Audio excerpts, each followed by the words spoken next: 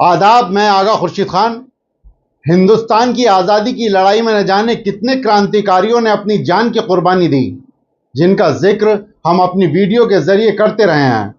आज हम एक ऐसे ही अजीम शख्सियत की बात करेंगे जो अपनी जवानी में अंग्रेज़ों के खिलाफ जंग में शामिल हो जाते हैं और आज़ादी के बाद इस देश में लोगों की भागीदारी के लिए संघर्ष करते हैं। हम बात कर रहे हैं अजीम शख्सियत क्रांतिकारी कैप्टन अब्बास अली की।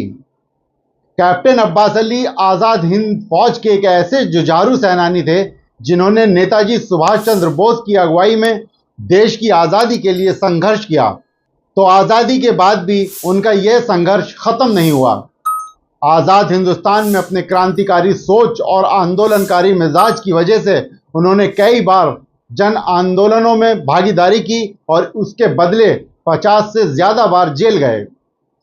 समाज में गैर बराबरी, भ्रष्टाचार, जुल्म, ज्यादती और फिरका परस्ती के खिलाफ उन्होंने हर दम अपनी आवाज बुलंद की। अंग्रेजों के खिलाफ जंग का मोर्चा हो या फिर विपक्षी पार्टियों के खिलाफ संघर्ष का, वह हर वक्त इनकलाबी की ही भूमिका में रहे।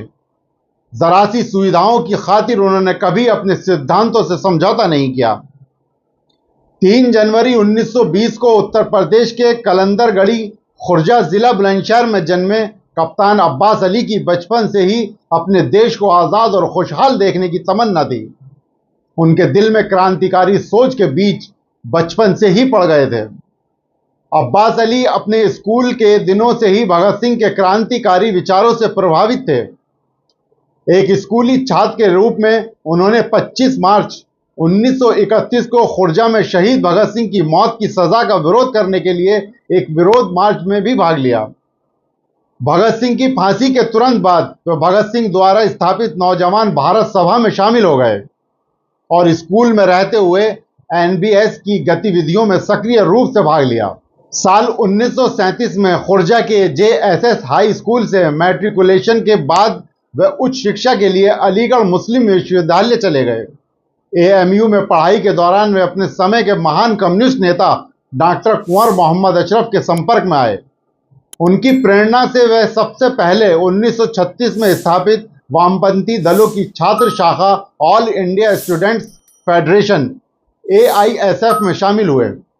बाद में वे ब्रिटिश सेना में शामिल हुए और 1939 में जूनियर कमीशन अधिकारी के रूप में royal Indian army supply corps से जुड़े और द्वितीय विश्व युद्ध 1939 से 45 के दौरान संयुक्त भारत और दक्षिण पूर्व एशिया के विभिन्न हिस्सों में तैनात रहे। जब जापानी सेना ने दक्षिण पूर्व एशिया में ब्रिटिश सेना पर हमला किया तो ब्रिटिश सेना का हिस्सा होने के नाते कैप्टन अब्बास अली ने जापानी सेना के साथ लड़ाई लड़ी। लेकिन जब जापानियों ने 2 प्रमुख ब्रिटिश युद्धपोतों को नष्ट कर दिया तो जनरल परसिवल ने 1 लाख से अधिक ब्रिटिश सेना के साथ आत्मसमर्पण कर दिया था। कैप्टन अब्बास अली जापानियों के साथ युद्धबंदी बन गए। इस कैद के दौरान वे जनरल मोहन सिंह द्वारा स्थापित भारतीय राष्ट्रीय सेना आज़ाद हिंद फौज में शामिल हो गए। 1945 में उन्होंने नेताजी सुभाष चंद्र बोस के नेतृत्व में आईएनए के कार्यक्रम दिल्ली चलो में महत्वपूर्ण भूमिका निभाई। आज़ाद हिंद फौज की स्थापना होते ही अंग्रेजी सेना में अभी तक रहे हजारों हिंदुस्तानी फौजियों के साथ कैप्टन अब्बास अली भी आज़ाद हिंद फौज में शामिल हो गए। अराकान में अंग्रेज़ों के खिलाफ उन्होंने मोर्चा लिया जब वे मणिपुर पहुंचने वाले थे। जापान ने सरेंडर कर दिया।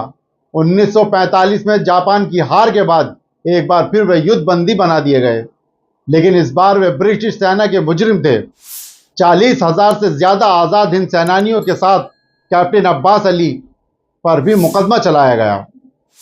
मुल्तान के किले में वे कैद रहे। साल 1946 में उनका कोर्ट मार्शल हुआ और अदालत ने उन्हें सजाए मौत की सुनाई। लेकिन इस फैसले पर अमल होने से पहले देश में एक ऐसा तूफानी घटनाक्रम घटा कि अंग्रेज हुकूमत को गिरफ्तार किए गए हजारों आज़ाद हिंद सेनानियों को रिहा करना पड़ा। रिहाई के बाद फिर वे मुख्य धारा की राजनीति में शामिल हो गए। वे कट्टर समाजवादी थे और 1948 में वे आचार्य नरेंद्र देव, जयप्रकाश नारायण और डॉक्टर राम मनोहर लोहिया की समाजवादी पार्टी में शामिल हो गए। वह 1966 से 67 में संयुक्त सोशलिस्ट पार्टी की उत्तर प्रदेश इकाई के महासचिव और 1973 से 74 में सोशलिस्ट पार्टी के महासचिव रहे। 1967 में जब वे संयुक्त सोशलिस्ट पार्टी के राज्य सचिव थे, तब उन्होंने उत्तर प्रदेश में स्वर्गीय चौधरी चरण सिंह के नेतृत्व में पहली गैर कांग्रेसी संयुक्त विधायक दल सरकार के गठन में महत्वपूर्ण भूमिका निभाई थी, जो बाद में कुछ समय के लिए भारत के प्रधानमंत्री भी बने। 12 जून 1975 को तत्कालीन प्रधानमंत्री इंदिरा गांधी के खिलाफ इलाहाबाद हाईकोर्ट का फैसला आने के बाद इंदिरा गांधी ने 26 जून 1975 को सारे देश में आपातकाल घोषित कर दिया। अब्बास अली के खिलाफ भी वारंट जारी किया गया और सरकार ने उन्हें गिरफ्तार कर लिया। साल 1975 से लेकर 1977 तक वे पूरे 18 महीने बुलंदशहर, बरेली और इलाहाबाद की नैनी सेंट्रल जेल में मीसा के तहत बंदी रहे। आपातकाल के खात्मे के बाद मार्च 1977 में लोकसभा चुनाव हुए और इस चुनाव में जनता पार्टी को भारी विजय मिली। इस जीत के इनाम में अब्बास अली को उत्तर प्रदेश जनता पार्टी के पहले प्रदेश अध्यक्ष का पद मिला। आगे चलकर वे साल 1978 में 6 सालों के लिए विधान परिषद के लिए निर्वाचित हुए थे। कैप्टन अब्बास अली अपने आखिरी समय तक सोशलिस्ट रहे। कोई दूसरा विचारधारा उन्हें कभी प्रभावित नहीं कर पाई। राजकमल प्रकाशन द्वारा साल 2009 में प्रकाशित कैप्टन अब्बास अली की आत्मकथा न रहूं किसी का 10 निगर में उनकी रोमांचक जीवन यात्रा का ब्यौरा मिलता है। कैप्टन अब्बास अली आज़ादी के आंदोलन में हिस्सा लेने को हमेशा अपने आप को खुशनसीब मानते थे। यही वजह थी कि आज़ाद हिंद सेनानियों को जब सरकार ने पेंशन देने का ऐलान किया तो उन्होंने उसे यह कहकर ठुकरा दिया कि वे पेंशन के लिए आज़ादी की लड़ाई में शामिल नहीं हुए थे। वे 6 साल तक यूपी सुन्नी सेंट्रल वक्फ बोर्ड के सदस्य रहे। 11 अक्टूबर 2014 को अलीगढ़ के जवाहरलाल नेहरू मेडिकल कॉलेज में बीमारी के बाद उनका इंतकाल हो गया। आपको लगभग 75 साल पुराना किस्सा बताता हूँ। उस समय 1991-92 में हुए पहले आम चुनाव का चुनाव प्रचार चल रहा था। देश के पहले प्रधानमंत्री जवाहरलाल नेहरू चुनाव प्रचार के लिए बुलंदशहर आए थे और उस समय के युवा सोशलिस्ट नेता कैप्टन अब्बास अली ने उनकी कार रोककर उस पर लगा राष्ट्रीय ध्वज उतरवाने के लिए उनको मजबूर किया था। आज शायद इस बात पर कोई यकीन नहीं करेगा कि देश के पहले आम चुनाव के दौरान सोशलिस्ट पार्टी के एक मामूली कार्यकर्ता के विरोध करने पर देश के पहले प्रधानमंत्री जवाहरलाल नेहरू को अपनी कार पर लगा राष्ट्रीय झंडा उतारने के लिए मजबूर होना पड़ा था। यह किस्सा है नवंबर 1991 का।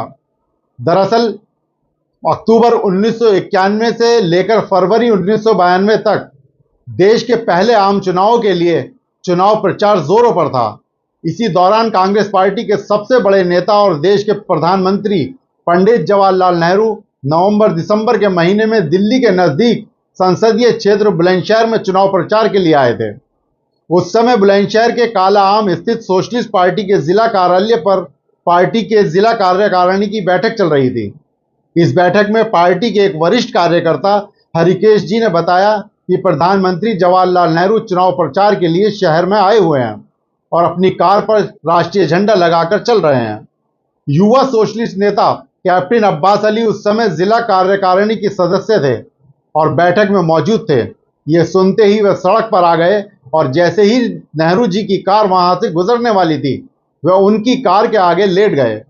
यह मंजर देखते ही पंडित नेहरू अपनी कार से उतर पड़े और कैप्टन अब्बास अली पर आग बबूला होते हुए उन्हें डांटने लगे कि यह क्या तरीका है।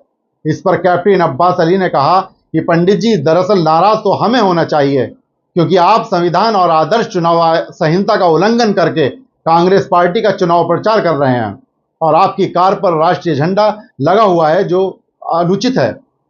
यह सुनते ही जवाहरलाल नेहरू को अपनी गलती का एहसास हुआ और उन्होंने साथ चल रहे जिले के वरिष्ठ कांग्रेसी नेता बनारसी दास, जो बाद में उत्तर प्रदेश के मुख्यमंत्री भी बने, उनको डांटा और उनसे कहा कि गलत काम क्यों होने दिया, और साथ ही कैप्टन अब्बास अली से माफी मांगते हुए तुरंत अपनी कार से राष्ट्रीय ध्वज को उतरवाया। यह थी उस महानायक की शान की देश के सबसे बड़े नेता और प्रधानमंत्री होने के बावजूद जवाहरलाल नेहरू अपनी गलती का एहसास करने में 1 मिनट का भी समय नहीं लगाया और अपनी गलती के लिए सोशलिस्ट पार्टी के एक मामूली कार्यकर्ता से भी माफी मांगी। सत्ता से कैप्टन अब्बास अली का संघर्ष जिंदगी के आखिरी समय तक चला। उनके सपने में एक ऐसा भारत था जहां जात, बिरादरी, मजहब, लिंग, जबान और नस्ल के नाम पर एक दूसरे के बीच किसी तरह का भेद और शोषण ना हो, जहां हर हिंदुस्तानी अपना सर ऊंचा करके चल सके, जहां अमीर गरीब के नाम पर कोई भेदभाव ना हो। अपने इस सपने के खातिर कैप्टन अब्बास अली अपनी जिंदगी के आखिरी समय तक सक्रिय रहे। मुस्लिम टुडे इस अजीम शख्सियत को खिराज अकीदत पेश करता है। दोस्तों, अब मुझे इजाजत दीजिए, अगले रविवार फिर किसी क्रांतिकारी के साथ मुलाकात होगी। खुदा हाफिज।